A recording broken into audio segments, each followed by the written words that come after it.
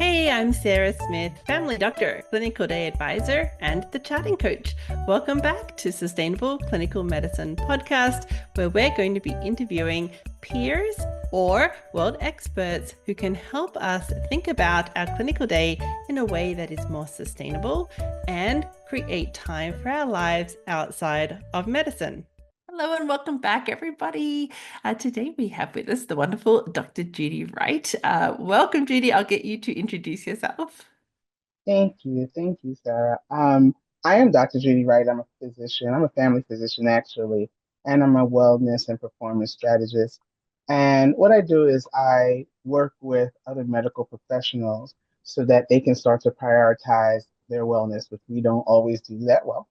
Um, Prioritize their wellness so that they can perform at the high level that they're used to, but in a more sustainable way, in order to prevent burnout and to reach those unparalleled levels of success, whatever that looks like for them, whether they're trying to climb the ladder at, clinically, corporate, whatever it looks like for them. That's what I do, and that's how we work at JW Health Consulting. Wonderful. Tell us your journey through medicine. Tell me how it went for you as a family doctor. Yeah, so I think my journey started as early as when I was a kid, and that's how I kind of knew that my mom was like, well, you're probably going to be a nurse or whatever have you. Like that's where her head was. And I was like, I'm not going to be. I'm going to be a doctor, right? And so it's because I really enjoyed working with the medical professionals. I enjoyed going to the doctor. I enjoyed engaging with the nurses as a kid. I wasn't scared of shots. I wasn't scared of any of that. So um, I get everything toward becoming a physician, and which, as you know, is not an easy road. But I did everything toward that. And I knew that I was going to be in the community. I was going to be a community physician. I was going to, so much so that I became a sociology major in college. I really wanted to understand group work and community and understand how I could best fit in, gain the trust of the community, build that rapport so that we could work together as a team. Right. So I did that and I finished in 2002 and I went out into the world. I went out into the world and I went into academic medicine, but I also was seeing patients as well. And it was hard. It was hard because when you're in the community, I was working in a federally qualified health center, you just want to do all the things, and they have a lot of problems and you don't have the time to do all the things in the sitting. I'm one of those people that I'll be honest with you. I got told all the time I was slow because I need to talk to my patients, right? I need to talk to my patients and understand what's going on. I didn't like the idea of just putting a band-aid on it because we have what 6 minutes, 7 minutes to talk, and then you have to document and you have to, and I'm a stickler for how my documentation is. So yeah, it was tough. And I really wish that I had a me because I don't see patients anymore. But when I really wish I had a me that let me know it was going to be okay, that let me know there were ways to go about, not taking everything on to the point where sometimes it could feel crushing.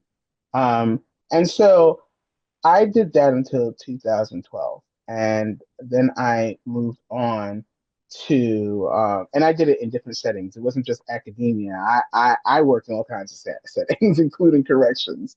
So it wasn't just academia. And then I went into health insurance. And at first, it was a little hard because I was going to be the community doctor, right? But I realized what I can contribute. You know, there's this misnomer that you're just going in there to cut, cut, cut. No, that's not it because we need to understand from that end too.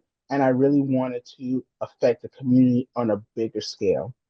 And that's what I've been doing. I really bring my knowledge. I stay up to date, and I really bring my knowledge to that base, and really sometimes have to fight the good fight for members that I don't see face to face, but Mhm. I get it. And sometimes you have to go in and fight the good fight. Like, no, we have to approve this particular thing because this is the reason. If we don't just go by what's written in the book, this is the reason because this is the reality in the real world. This is the reality of how this is going to happen. So that's what I do now. Got it. Okay. So come back to the beginnings where you're in your room, you've got a limited time with the patient that's been pre-arranged by someone external to you, which is usually how it goes with our appointment books. And then you're in that space, you've got a patient in front of you, you want to do all the things, it takes you longer, then you want to document it. What is the cost that you're experiencing at that time in your personal life, in the hours that you're working? Kind of tell us break it down beyond what the patient's getting. What was happening Oh to my you? goodness, that's such a good question because I could talk about that all day. Seriously, seriously, I so as you well know, it's not just that it's guided by someone else. You're often double and triple booked because there's a chance that somebody won't show. They don't, so they want to make sure. And then there's those times when everybody shows. So now you get to see everybody. And you're in there and you're trying to talk to the patient. I was never one of those people that wanted to be looking somewhere else. I wanted to look the patient in their face because sometimes even what's on their face is part of what you're getting. And then you have to document. And I will tell you a mistake that I made at first, for years at first was I would, because I had so many patients to see, I would just quickly jot something, a little note for myself, and I would move on to the next patient. And then at the end, I am stuck writing all these notes. And at the end, that's also when you're doing calls, you're checking labs, you're doing all of the things. And so even on the late nights that I would work in the clinic, this went on for years where my friend and I on her late nights, she'd be on the phone with me because she'd be the only one in the office. And I'm like, okay, you're going to be on the phone with me. And then on my late nights, I'd be on the phone with her, up until getting into my car and driving out of there because it was so dark outside. And sometimes we'd be there till 10, 11 o'clock at night, still writing notes, still doing all of that. And it became very taxing, and sometimes the patients were like, 8:20, you're calling me at 8:20? Right? Mhm, Because that's when you got to check the labs. Yeah, I'm mhm. calling you at 8:20. I need you. I need you to call tomorrow morning, make an appointment, or just come in. I need you to do a walk-in. Things of that nature. So yeah, it became taxing, and there were a lot of things that there was a better way to do it, and I wasn't doing it that way. Okay, so that's 2 nights a week that you're up till 11, either because you're the one in the office working or you're being there on the phone for your colleague who's there till nearly midnight working. That's Mhm. having an impact. Yes. Oh, absolutely. It absolutely had an impact. And then the other thing I think people don't realize, and I try to explain this to my father because my father is from that time where, you work in trades. So brute strength was, your work. And he always testified, oh, you guys get to sit down and whatever, and we have to work hard. And I said, Dad, I don't take that away from you, that you have to work hard. But when you finished work that day because you needed your brute strength. When you walked out the door, that brute strength walked out the door too. So your day was done. That is Mm, not how it works for us. mhm, Okay. We go home, stuff is still swirling around in our mhm, brain. Did I do this right? Did I remember to do that? It's just still going. And mm. that's taxing as well. So Do you think he appreciated that, or was that still not understood? I think that it's not completely understood, but I would say it multiple times over the years. And I think he started to get it that you almost sometimes felt like you didn't stop working, because you were always thinking. And this is even when you weren't the person on call. But when he realized what on call looked like, he's like, wait a minute, but it's the weekend or it's the this. And I was like, I'm on call. Yeah, When you walk out the door, you get to walk out the door. That's not how my life works. yeah, yeah, So I got it. think over the years, he started to understand it a little bit more. Completely, no, he still is very much like, but we had to get up and work. we had you know, it was very taxing. Yes, it was. I agree.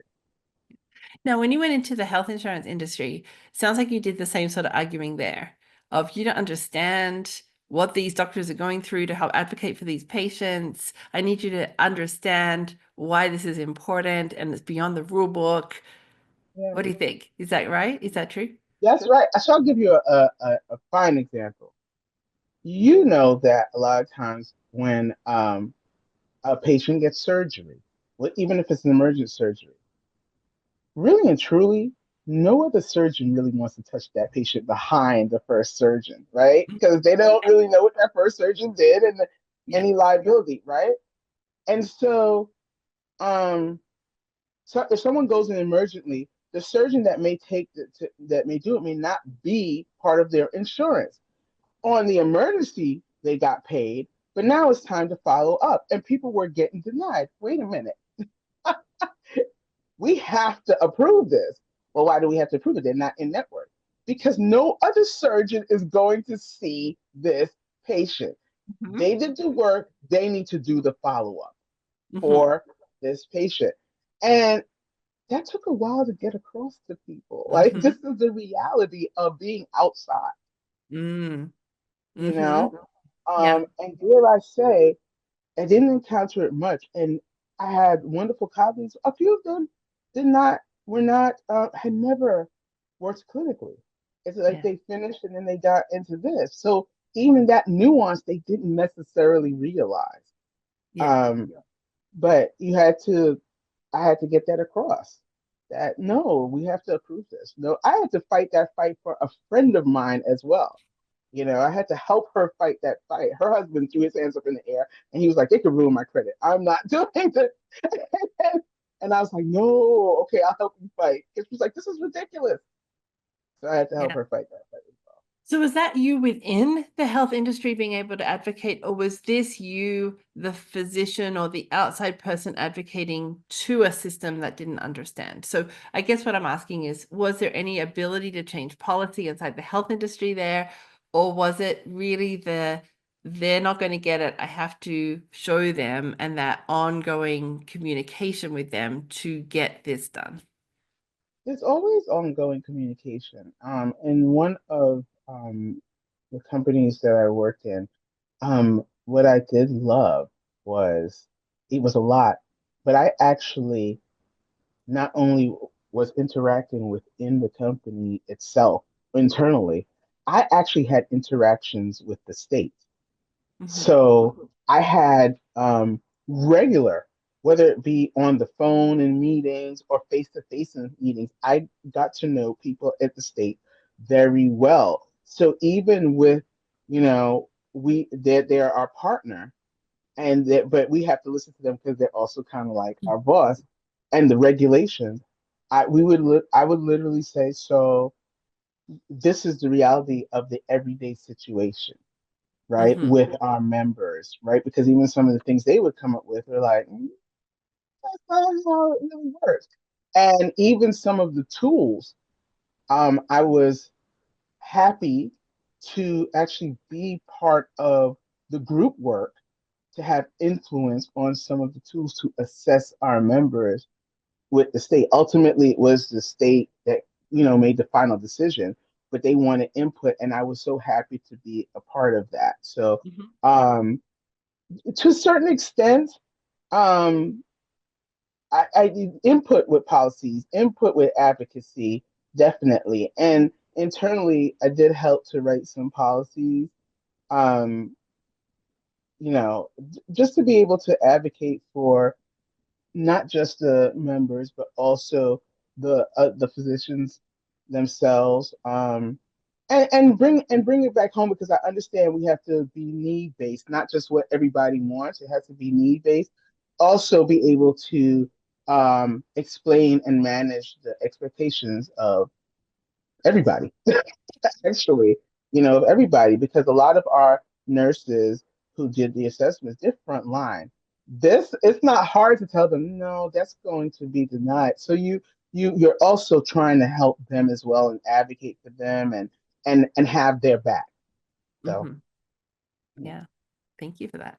All right. Now, going back to the doctor who's working till 11 p.m. at night and you're spending your time with your patients and not writing anything in the chart note while you're there. If you went back to talk to her now, what would the advice be? How Oh would my we goodness. start to tackle this?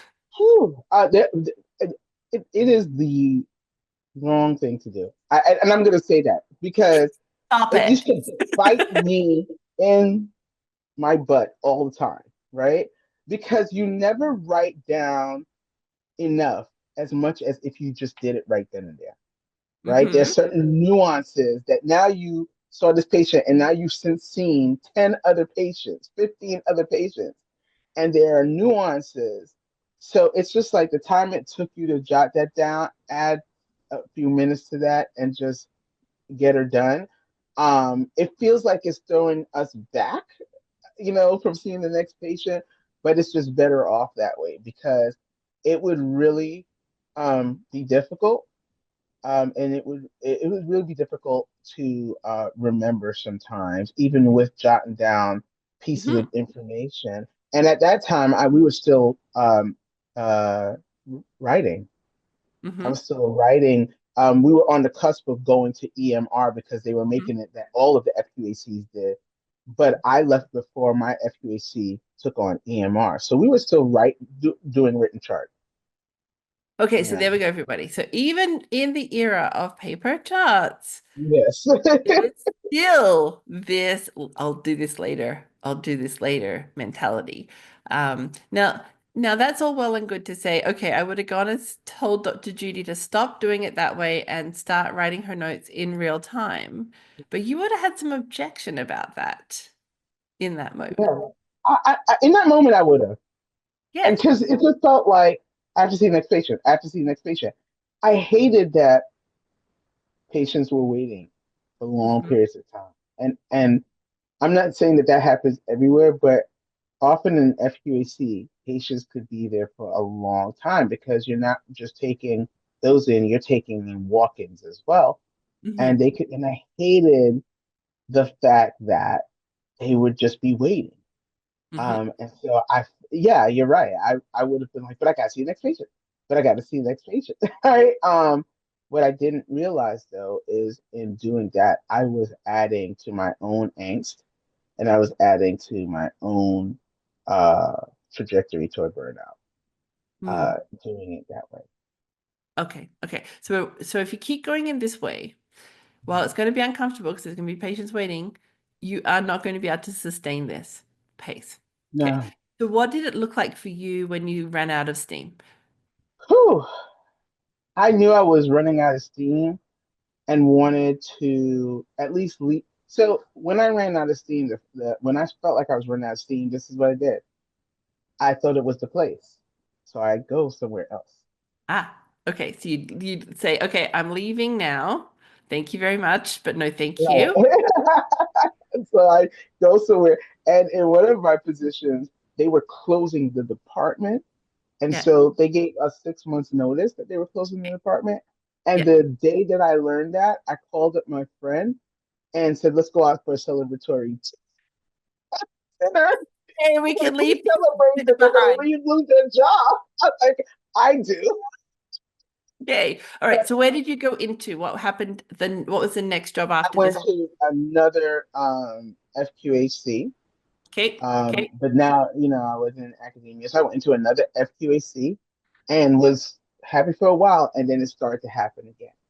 Okay. So And so, what happened again specifically? where it was, long hours, struggles with the administration as well, Hmm. trying to get them to understand why certain things weren't going to work that way. And I kind of knew that I wanted to leave, but then I got pregnant. And I was like, Hmm. this is not the time to leave because I'm pregnant. Let's Sure. keep things stable. But I'll tell you, Sarah, when it was time to go back, I started, besides the fact that I had postpartum depression, Mm. um, I started to get anxious. And I didn't know where it was coming from, but it was because I knew I was going to have to go back and I just didn't want to. Yeah. Right. Yeah. And so when I did go back, I was there for maybe 2 months and I left. And Right. I went to work at a nursing home. I was there for 2 months, and then I left. Okay, Uh, pause for and- just a second. I want to go back before that and say, what did you ask administration for? What was the thing that you were saying to them? This can't work in this way. I need different. So, because it's really, really, really important that we learn what are you asking for? What do you need to be successful here? So, what were you specifically asking admin about then prior to learning you were pregnant or whatever? What was it that you had said, this isn't going to work this way? Tell me more. it's you know what? It's real simple for me. Um, Respect and realism will go a long way with me. So tell me more, flesh And that out. What and does they, respect look like and what does realism look like? What was you so specifically saying, I can't do this? yeah, so it was the push, push, push. I remember one day, they couldn't find my prescription. So the prescriptions were mailed to there, and they couldn't find a prescription. And they were like, "Okay, well, just push through." I said, "Ooh, that's like working without a stethoscope. I need my prescriptions." Right? They were like, "Well, no, you're just gonna have to do it." And I said, "No, I really don't." Right? And it's like they really didn't want to understand. Another time, and this was one that made me say, yeah, I'm just about done. Another time it was a patient that came in late. I don't mean 10 minutes, I don't mean 15 minutes. I mean well over an hour. And it wasn't my patient, I was covering for somebody. And Yeah, the person demanded to be seen. So if I'm covering for somebody, I'm now doing my load and that person's load. And the yeah, person demanded to be seen. So I'm being called from the front desk. And then the person said, basically, they made a threat that what they were going to do to the whole building if they don't get seen. And I said, I'm definitely not seeing them now. And that's a problem. We need to consider calling somebody. And he then goes to administration, which was just across the street. And he goes to administration, and I said, I would love to talk to them. I honestly do. And I really was, and they basically called the front desk and said, put him back on her schedule. And I said, when they called me to tell me, because they wanted me to know, because I had a lot of respect there. And I said, you could put him back, but he will not be seen by me. They could do whatever they want, but they cannot force me to see somebody that just threatened us. Okay. So we're teaching him that's okay. And we're teaching everybody in the room, in the hmm waiting room, that that's the way to get things done. hmm Right. And you right. just threatened them. Right. Okay. And right there, then my brain started to switch because even I demanded a meeting. They had me written up. I demanded a meeting, and when I had the meeting, all they could talk about was, well, you need to see him because your numbers need to be up. I said, if my numbers are not up, that's on you. I don't get the people in here, you do. Yeah, All yeah. right. And so that's when my brain switched. I was like, I'm not, no. Okay. Right. I didn't feel respected Mm, at mm. all, you Yeah, that's know? a good example. Thank you, because that helps us understand what do you mean by respect and what do you mean by realistic. And so when we're asking administration, it's sometimes important to have first bounced it off someone to say, what is it that I really need to be successful here? Well, I definitely need my script pad because if I don't have my prescription pad, I can't get the work done today that needs to be Right, done. And right. if I'm physically in harm's way, I want to know that you're going to protect me and I'm being Yeah, shown exactly what is in priority here. It's no, you need to see more patients. Thank you. Not, yeah, oh, we acknowledge that everyone's safety was being threatened in that moment and we didn't have your back. So, okay, got it. So yeah. definitely understood those two pieces. You weren't really then asking for, please stop double booking me, please stop triple booking me, please stop making me see two doctors schedule on one day. Like you hadn't really asked those questions or No, tried to no. make, or had you tried to make a difference in that area already? The one thing I did ask for is after I worked a full day, let's say I was supposed to be done by 4:30, right? So like 8 to 4:30. All of a sudden there would be five patients put in the room between 4 and 4:30. And I'm Oh, like, where were all of these patients? Right? Because you literally just put five patients in a room between 4 and 4:30. Right? It's like was and I asked that that be addressed because that kind of thing made walking out the door in any timely fashion just an impossibility. Mm, right? You mhm. know, and I already blamed myself. I already said the thing about the writing the thing. So now I'm starting. I'm finishing late, and then I have to write notes. So Yeah. I asked them not to do that. That didn't go anywhere. The double booking, no, I didn't really. I understood the ideology behind the double booking. I mean, whether I liked it or not, I understood the ideology behind it. You know, because we did have a lot of no shows. Okay. In underserved communities, that's one of the things that happens. You do often Okay. get no. Got it. All right. But it's still within that transactional state at that point. All right. So you go on maternity leave. You come back after maternity leave. So you're there for 2 months. What happens in those 2 months? Um, in those 2 months, I was still trying to deal with the anxiety, Mhm. the postpartum, and when all of that started to clear, and while I was gone, multiple people left. Okay. Multiple um people left. So now and one of my colleagues, she only had 2 weeks left to go. And so now the landscape changed. It just didn't Yeah. feel right anymore. And I already was like, so um I had been looking while I was on maternity leave, and something Mhm. started to finally came through. And you know, um, so 6 weeks in, I gave my 2 week notice, and the medical director, who was new to me because she came Mhm. on while I was gone, she very sweet, and she was like, "I kind of knew that you wouldn't Mhm. stay because everybody told me about how wonderful you are, and you are." She's like, "But I could tell you weren't feeling it," and Mhm. I wasn't. I wasn't. The hardest thing always was to leave the patients. That was the Mhm. hardest thing. Yeah. Was your interaction in the room with the patient any different after having a baby coming back? Like, was there anything changing about your consultation style or So when the way you interacted with patients that I need to do everything today, I need to look the patient in the eye? Was any of that changing? Had that just stayed the same? so you brought back the memory to me. When I meant to take off 3 months of maternity leave, I Yeah. took off four. Okay. Yeah. And when I Yeah. knew I was going to take off four, when I two and a half months in, I said, I'm not taking off three, I'm taking off four. But I also called them and I said, look, here's the deal. I don't want to do any more late nights. Uh-huh. I want to go part time.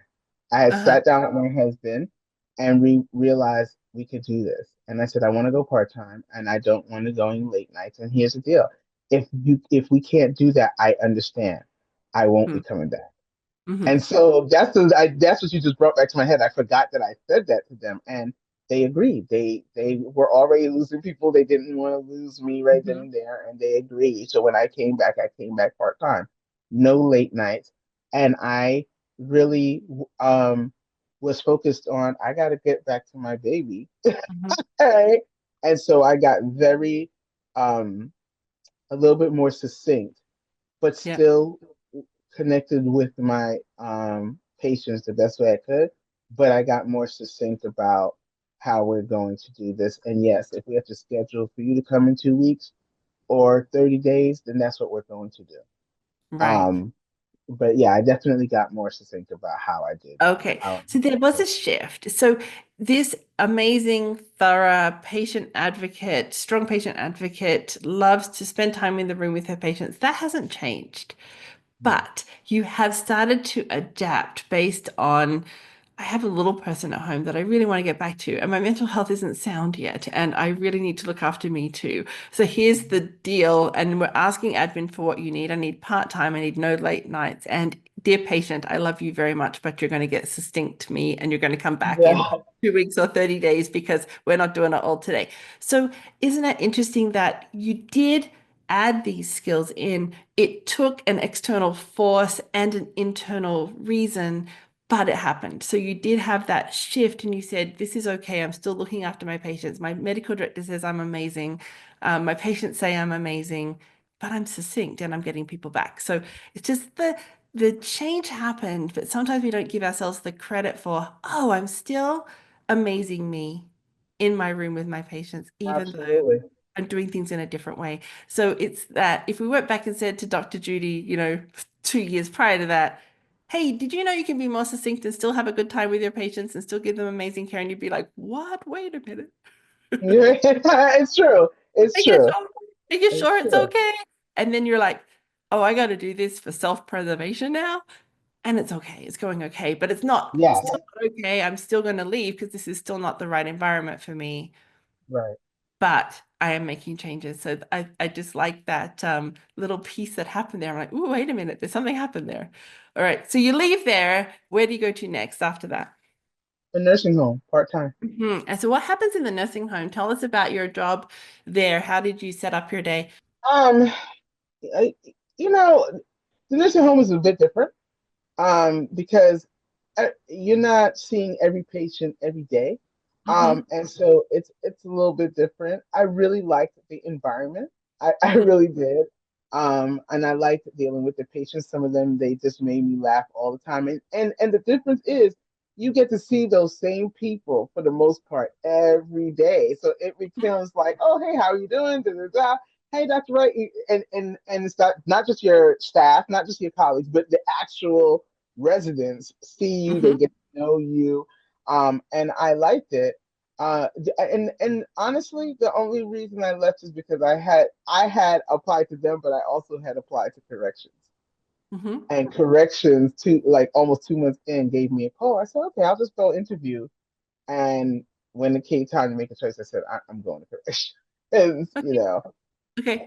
So so that was a better deal from your perspective personally than staying at the nursing home. So there wasn't anything about the nursing home that was really unpleasant. It was more, no, I got a better offer. So I'm going over here. yeah, I got a better offer. I still didn't do full time. It was Yeah. more like 3/4 time maybe, but I still didn't do full time.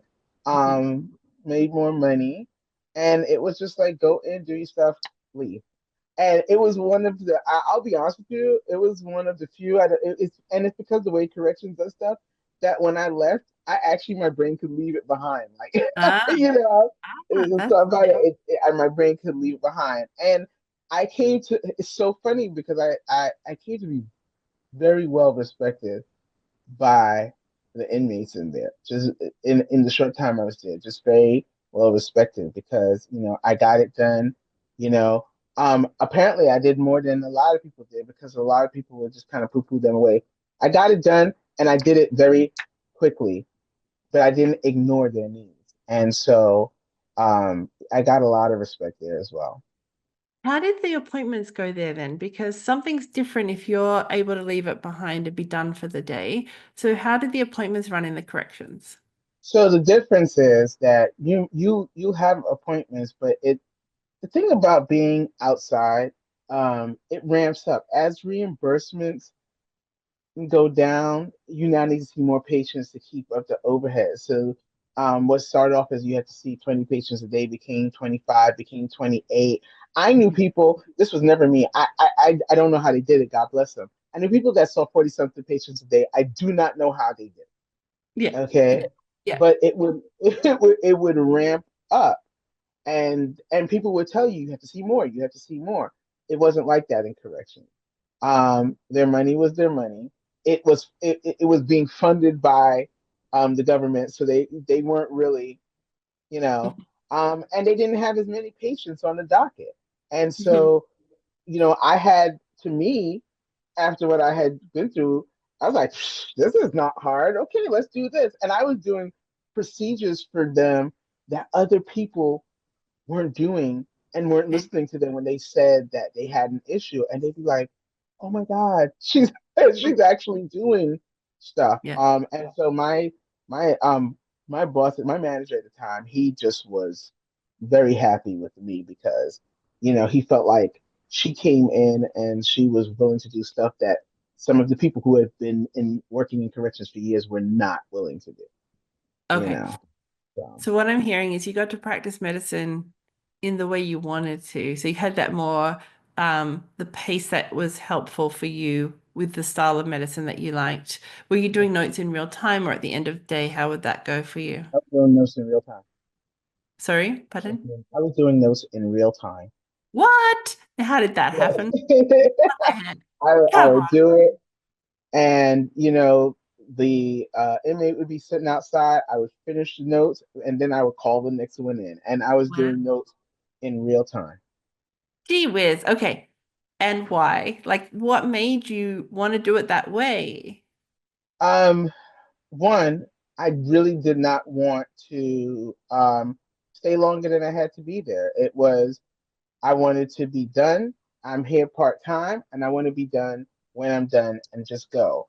One couple of the days I left, my schedule was set up that I left half a day.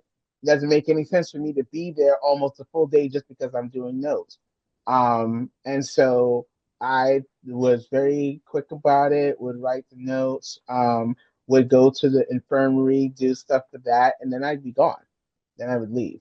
And Okay. so So you're very providing helpful. great care in the way you want to provide it. You're attending to the patient, you're letting the next patient wait, you're doing notes in real time, and you're getting out of there and you're leaving it all there. And I'm leaving it there. That's transformative. Very, very. Wow. And it helps that in some place like corrections, there are really limits to how much they can get. And so it's definitely more structured, right? Hmm. Definitely a more structured situation. And that structure helps. That Hmm. structure helps, I have to say. It helped you too, not just the Yeah, inmates. It helped yeah, you absolutely. within your purpose and what you could say yes to. There we Yeah. go. Okay, so using some of those limitations on you to your advantage. Yes, yes, Hmm. absolutely. Love it. Absolutely. And was able to make peace with that. Like I didn't feel like, oh, I'm being hamstrung. No, this is what it was. I'm gonna get my work done in this time. I'm gonna go home. I Hmm. am going to, and it was very easy for me. People often would ask me, how could you, like, don't you feel weird, knowing that they committed it? That's not my business. My business is to be their physician, Yeah. and I go in as their physician, I, almost tunnel vision, and do what I need to do, get get them the care they need to get, and then I go home. Okay, okay. It's very interesting just to hear the transitions within even your own career over how you proceeded with patient care and interactions with patients and things. I think it's really helpful for listeners just to hear that change is possible. It doesn't stop me being the physician I want to be for the patient, but it helped me within my life and Yes, to leave it behind for the day, be home on time. These are really important skills that can be learned post graduation, fortunately. Hurrah! All right. yes, So, how do people find you if they're wanting to be interested in what you do in the world and tell us a bit more about that? yeah. So, like I said to you earlier, I wish I had a me that could tell me, no, this can be done, and it can be done in a more sustainable way, and it's okay to take a pause. That's a Hmm. big thing that I teach other medical professionals.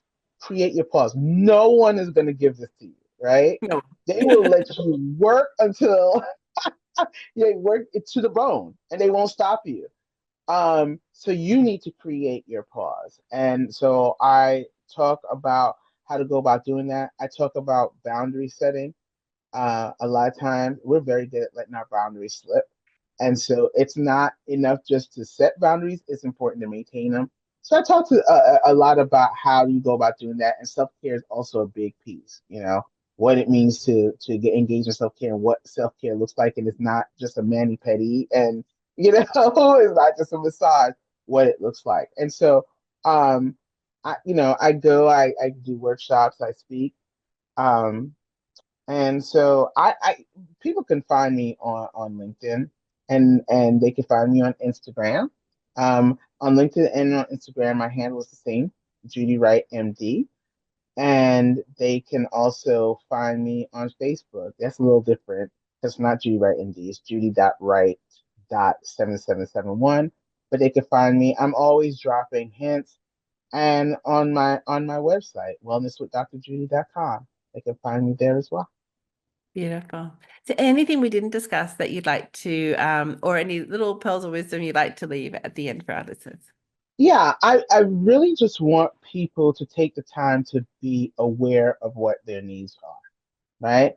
I deal a lot with medical professionals, but I think professionals in general, and definitely women like you and I, we take on so much.